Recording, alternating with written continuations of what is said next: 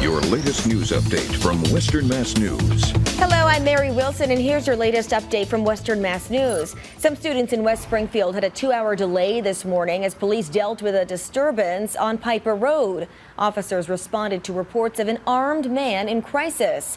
Police say Michael Nkosky fired a gun outside a vehicle while driving around a field and avoiding officers. He's scheduled to be arraigned tomorrow. Today is Massachusetts Day at the Big E, and despite the rain, Governor Charlie Baker and Lieutenant Governor Karen Polito made an appearance at the fair this morning. They were gifted permanent credentials for future Big E's as their term in office comes to an end.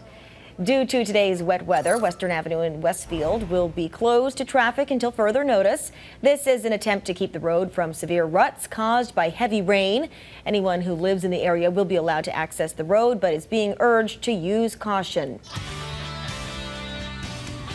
Heavy rain and thunderstorms came across the area early today, brought anywhere between about 1 and 2 inches of rain in total. Skies will stay partly to mostly cloudy this evening, and we are going to stay blustery and get much cooler. Temperatures fall to the mid-40s for most, with a healthy breeze out of the northwest persisting through sunrise.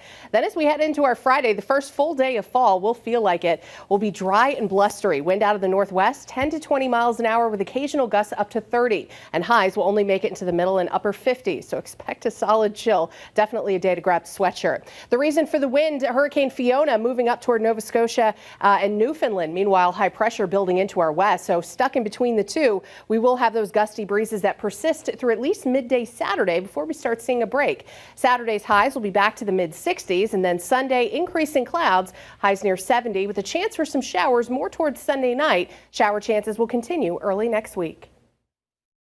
Stay with Western Mass News on air, online, and on our app throughout the day for breaking news, weather, and exclusive content.